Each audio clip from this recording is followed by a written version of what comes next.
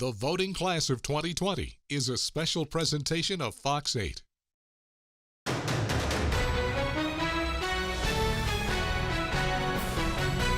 This is the story of 12 students who lived in Northeast Ohio, picked to comment about important issues and our future, to have their comments recorded, and find out what happens when young people stop worrying about homework and start getting real. We are the voting class of 2020.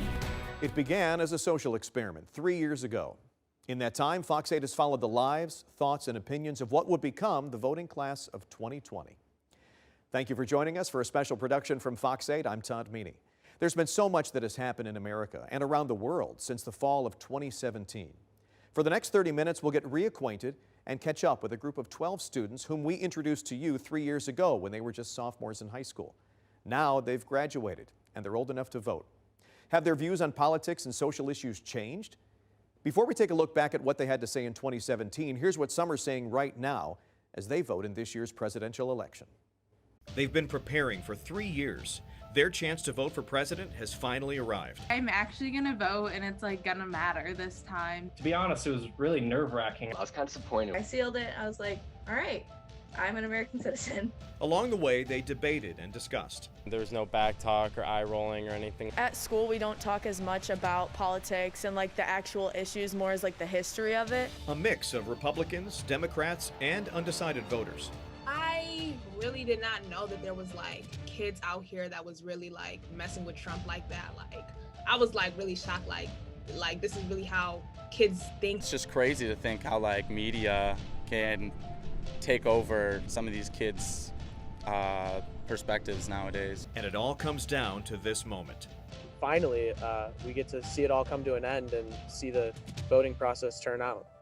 We began this project in November of 2017 with 12 area students, all of them not only trying to navigate high school, but also trying to figure out where they fit into today's world. And at the time, we asked them about issues that were top stories in the news: gun control, NFL protests, and North Korea, issues that are still being talked about now. Here's what the voting class of 2020 thought when we first met them. In 3 years, sophomores from around Northeast Ohio will be eligible to vote in the next presidential election. And young people are excited about having their voices heard. I think I really want to vote because both my parents vote. That's kind of scary, for real. Not everyone talks about voting, and it's one of those things yeah, I'll vote, but I really plan on doing the research behind it. Because a lot of people they're not voting and then they're complaining about everything when they're not a part of the issue. Some people my age really don't think about it, but I think it's really important to have a say in what's going to be the future. When I get to vote, it will definitely be a fun and enjoyable experience. I want to voice my own thoughts. I am excited because I like to voice my opinion and show what I like to believe in. I was given the right, so I should use it. So if they are this excited about voting, why not find out what they have to say about other important topics too? Over the next 3 years, Fox 8 will follow these 12 teenagers, let them speak about national issues, and see how they mature as American citizens. Their opinions will surprise you. I think that the current administration, I think it could be better.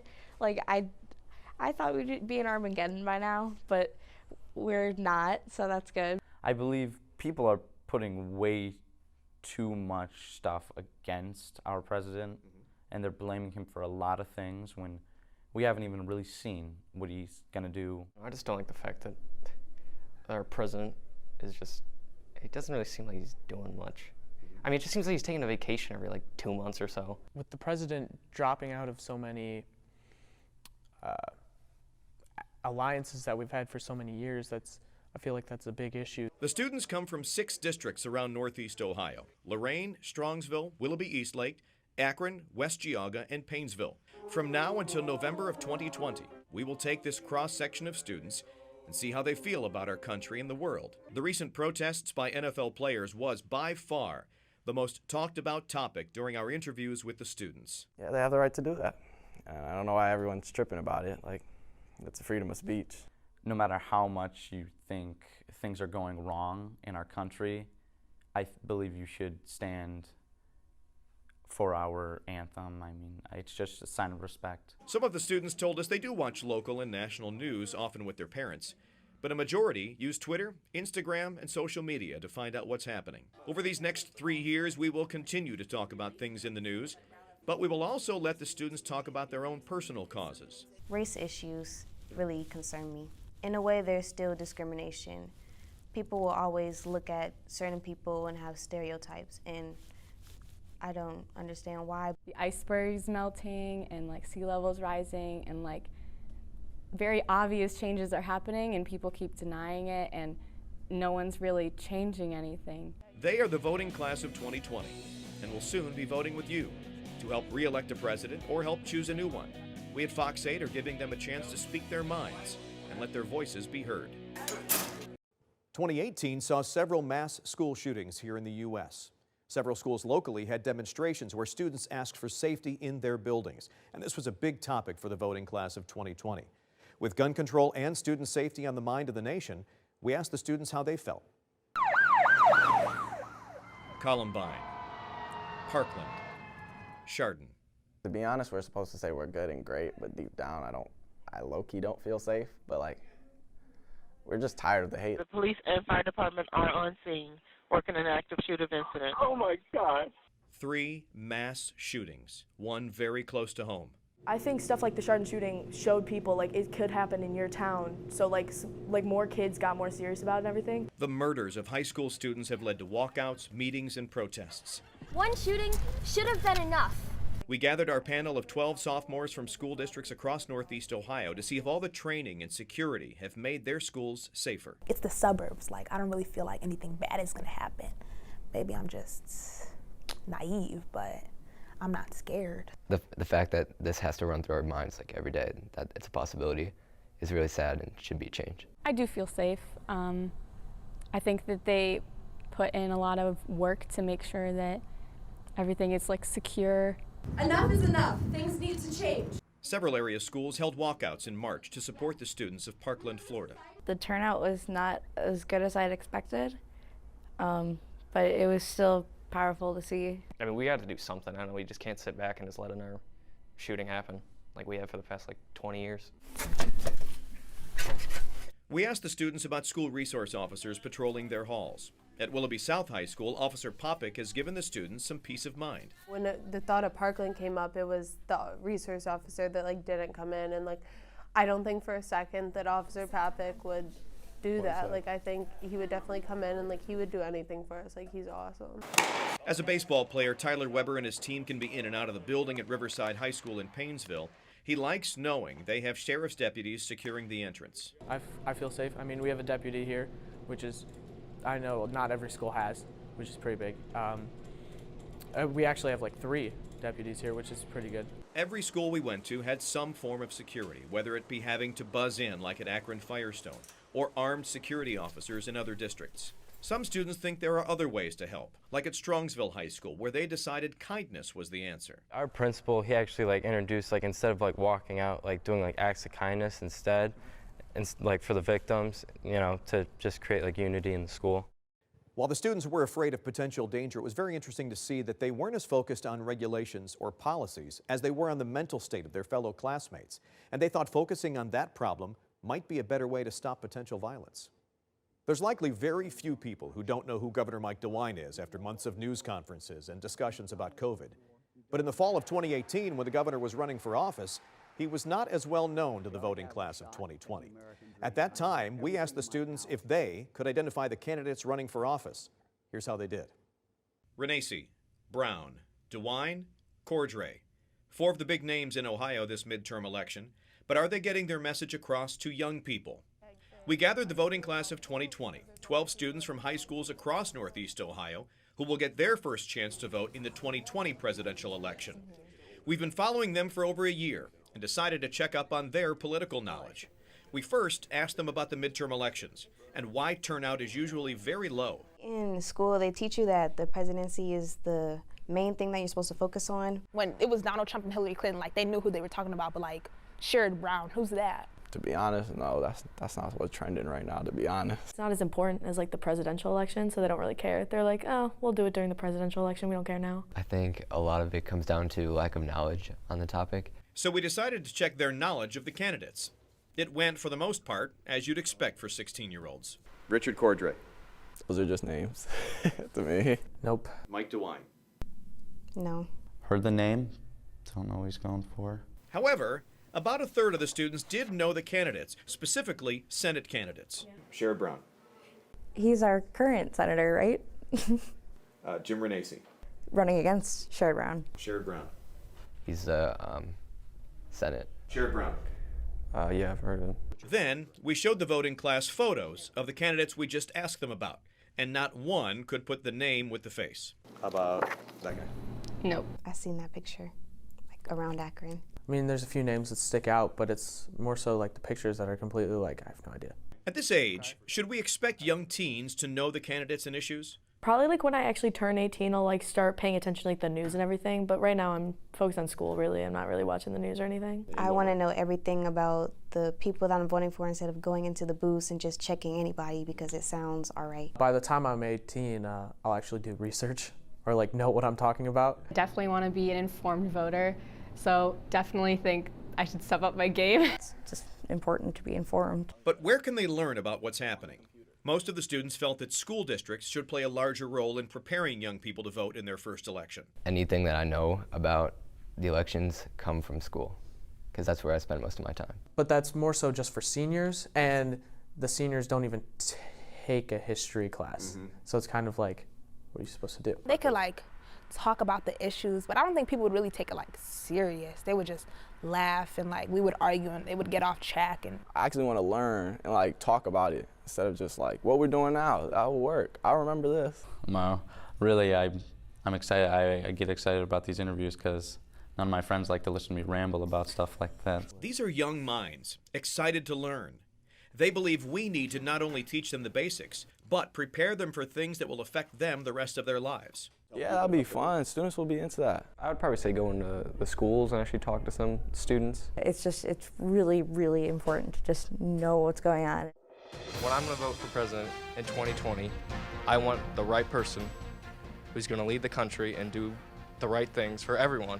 Coming up, we gathered the voting class of 2020 here in the Fox 8 studios to see how they would handle a political discussion with people they've never met before. Then, how many teenagers would actually sit down to watch a political debate? We found out. See how long they stayed interested and awake when we come back.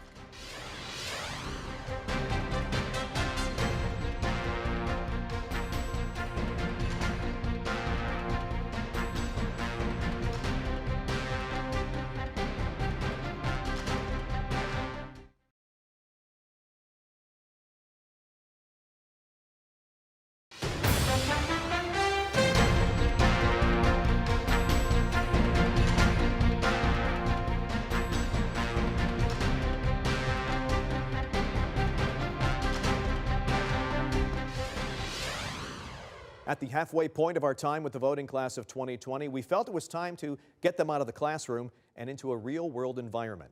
We brought the students here to the Fox 8 studios for a frank discussion about politics and the issues they would need to know about going into the 2020 election. I do basketball and soccer. We gave the voting class of 2020 a taste of what real-life political discussions are like by putting them all in a group to have an honest town hall forum about their views on politics. Who wants to talk first? Because I didn't want to talk first because I was like kind of nervous about it. Some were nervous. I kind of wish I would have talked more because I think I only talked like 2 or 3 times. Others didn't mind taking the mic at all. More women running. In February of 2019, the voting class was halfway through their junior year. Who's going to lead the country? They were still forming opinions on real-world issues, and at the time, there was a lot of talk about the border wall with Mexico. Like America's supposed to be like the land of the free, and like we're building a wall to keep people out. America's supposed to be a melting pot. I disagree with that, you know, having a wall would like take away the idea that we're like this peaceful melting pot place, because you can't just like have that. Like you have to, like going along with Joe said, like stability. Like there has to be like a price you're going to pay for the freedom, and it's monitoring like who's coming in and out. When you know someone's political views going into a conversation, you kind of like change how you word things or like what you actually like open up to believing in. Luke? So it was super cool going into that because I wasn't like concerned about what any of them like thought about like me or my views. When you hear people's political views, you think of them as like the political views. So meeting them in person and being able to talk to them really kind of put like a background to the view. For some students, the town hall was a moment of discovery. That not everybody in your age group thinks the same way. I really did not know that there was like kids out here that was really like messing with Trump like that. Like I was like really shocked, like this is really how kids think. Yeah, like I'm thinking we're all about to be on the same page, but we were not. That was really fun hearing, sides from other people's point of views. And it's just crazy to think how like media can take over some of these kids' perspectives nowadays. We did not all share the same views, and like that was totally fine. It's like we kind of just respected each other's opinions. The discussion was honest but civil, and the students seemed to enjoy getting their feet wet when it comes to political talk. Thank you. It was a big step for the voting class of 2020. I was told by several of them how their government classes in high school didn't always focus on current politics. Many felt these types of discussions would be beneficial to students. In November of 2019, there were over a dozen Democratic candidates vying for the nomination that Joe Biden eventually won. We discovered that not one of these students had ever watched a political debate. We brought them together for one of the first Democratic debates to see what they thought about the process. Initially, the excitement was there. Most of these students have never watched a debate. However, by the end of the first hour, the students were not as enthusiastic about the process. All right, you're an hour in. How you holding up? All right. Yeah? It's so much like information from so many different people because there's like so many people. Is it overwhelming? Well, yeah. Over the course of the next 2 hours, as the debate bounced from gun violence to the opioid crisis to women's reproductive rights, the students perked up. They were a bit confused by the process, though. They thought it was going to be more about each candidate's policy instead of the candidates talking about each other. The attacking of the different candidates kind of seems out of place. It should be more professional. I don't think Elizabeth Warren's doing too hot. They're all kind of ganging up on her. And the lady from Minnesota. Klobuchar. Yeah, Klobuchar. She's doing pretty good. Just really getting some good points in there. It's going okay, This personally isn't really my side, but it's nice to see another viewpoint. Because it's like something I've thought about my whole life, and like now it's like here, and I'm like, okay, like I'm actually gonna vote, and it's like gonna matter. The voting class of 2020 have made their decision. Coming up, after early voting, we'll see what they liked about the process. Did they vote absentee or in person? And what were factors in their decision? The answers in just a moment.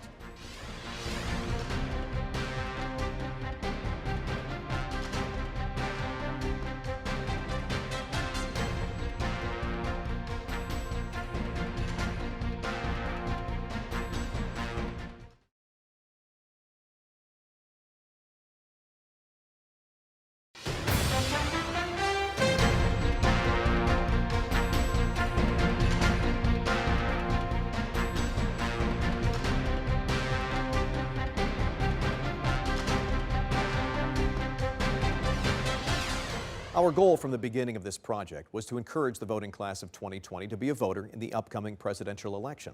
To document their experience, they all agreed to participate in early voting, some from college, some from home. Here's what we found.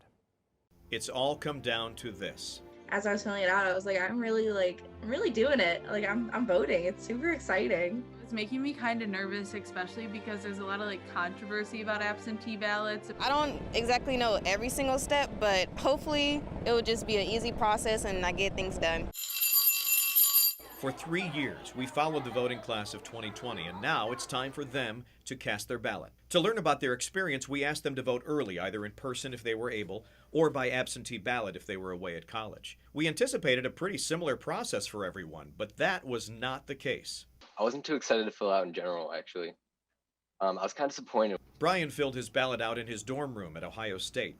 He looked to the recent debates to confirm his decision, but it actually turned him off. With the debates, everybody looks so unprofessional, so it was kind of hard to cast a vote. But at least Brian got his absentee ballot. Towards the end of October, 4 of the students still hadn't received their ballots. I was getting super nervous. I was like looking for it every day, and I was like really excited about it. I'm like nervous. Like I'm gonna like mess it up, and then like my vote's not gonna count. Most of my roommates already have gotten theirs and like filled it out and sent it. It was just like different to see how like theirs is already done and theirs is out of the way, but I still have to wait for mine. Avery Campbell did not see her ballot yet either, so her mom encouraged her to cast a provisional ballot at the Lake County Board of Elections. Since I was already home, she said you should just go in person and do it. Just for the experience as well, just because like it's my first time voting, so like she wanted me to be able to see what it's actually like compared to just a piece of paper. So Avery is official, and so are several others who decided to vote in person. I'm actually excited that it's this many people coming out and actually voting. First time voter! Joe Jennings only had a short wait at the Lake County Board of Elections, and he felt the process was pretty easy. It was terrific, honestly. It was a really fun time. I feel like a new man, like a grown, normal person of, society. That seemed to be the common theme among the voting class of 2020. Even for those that filled out their absentee ballots, it was a sense of accomplishment. I am confident in my choices, and I'm really excited that I got to vote. I was sitting there like struggling, like I was like shaking and my hands were sweating, like filling in the ballot. It just shows how important that really is important to me. There was one member of the voting class of 2020 who did not vote yet. Tyler Smith was willing to vote early for the good of the group, but he asked us if we could wait. Like many of us who went with our parents to the voting booth as kids, Tyler did too. He and his family decided, since this was his first time voting, that they would all go as a family and all vote together on Election Day. Instead of through the mail-in ballot, so I thought this was like something cool and exciting for a family. Nearly a dozen students and completely different experiences. I voted. But a sense of pride and validation that their vote will be counted this November. Was this experiment a success? Did talking about politics at an earlier age encourage students to learn more? Are they educated voters? Find out next.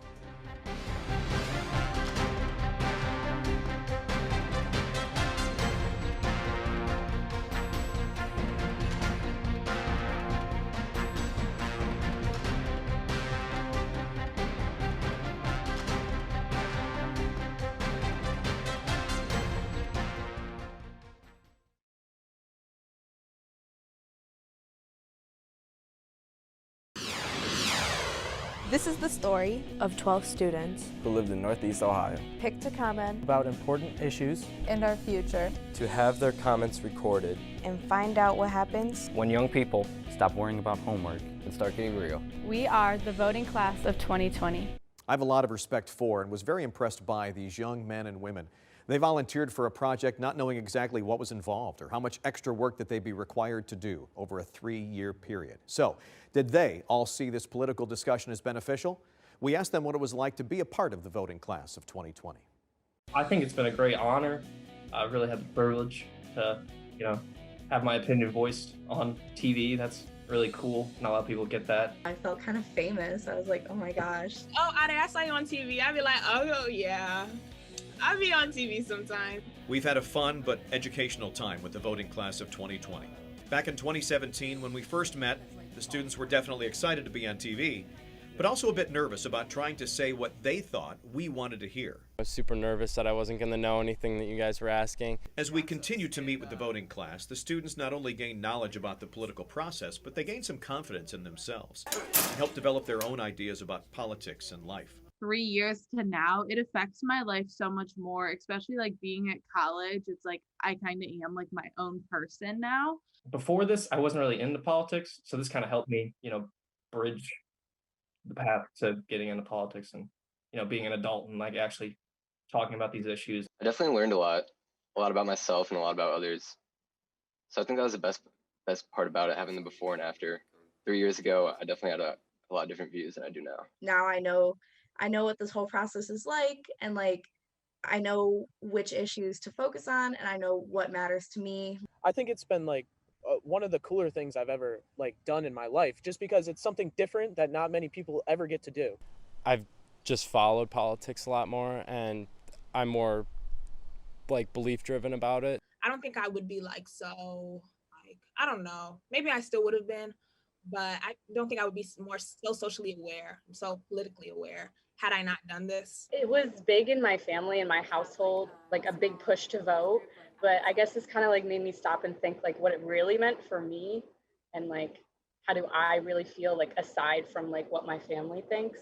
So I think it was a really great experience for me to like grow. In school is kind of, you want to stay away from that, so they don't really allow you to talk too much about it. So it was a reliever to actually have a conversation and get some feedback. So I did like this process a lot. Stuff like this should be available to more kids. Like they should either have like a class on it in schools or like something you can take.